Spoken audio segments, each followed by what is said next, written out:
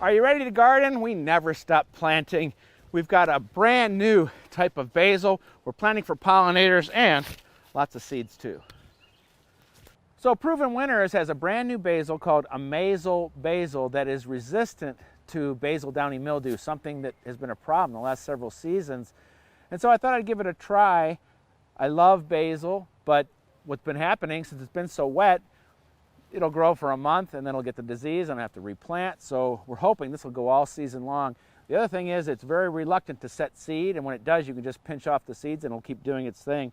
We've got a container filled with pit moss plentiful. That's what I'm using in my containers now. And believe it or not, that one pot will be perfect for this basil because it will be a basil bush when we're done. And oh man, just like anything out of the garden, there's nothing like basil out of the garden. There we go. All we have to do is put a little water on it and it's going to be good to go. All right, let's plant for the pollinators next.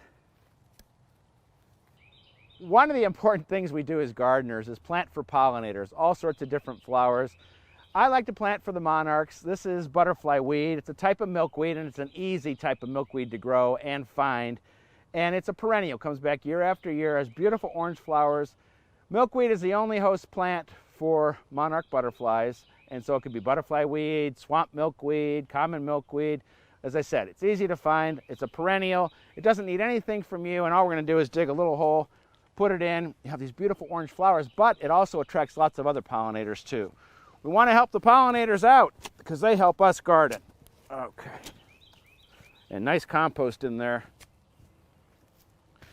And we'll just slip it in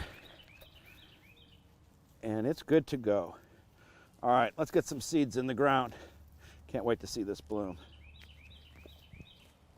So you know, I'm all about succession planting with lots of different types of vegetables, tomatoes, cucumbers, and certainly lettuce. I'll be sowing lettuce probably 8 times this year, and this is a variety I've sent to my Seed of the Month Club members called Simpson Elite, and it's my favorite summer lettuce.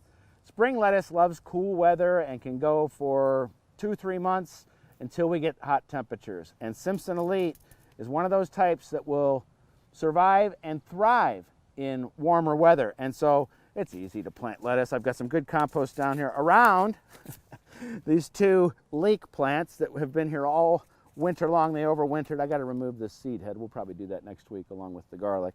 And all we need to do is get some of this lettuce seed and just sprinkle it down here. And you know me, I like to make a carpet of lettuce, not rows. And it's just the way I do it. And then I'll thin these out and I'll eat all those thinnings as microgreens in the salad. And all we do is just kind of scratch it in here, put some water down, and we're good to go. All right, I have to show you one plant before we finish up. 10 years ago, I fell under the spell of this rose. It's named for a famous English garden writer and gardener, Gertrude Jekyll. And let me tell you, it smells like heaven. It's a David Austin rose. And even in these conditions, not getting full sun, it blooms pretty good. All right, let's finish up.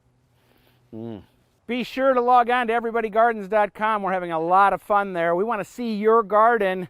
We've got lots of people showing off their great plants. Now, until next week, I've got a lot to do, but the first thing is going to be cut some more of these roses and get a vase going. We'll see you then.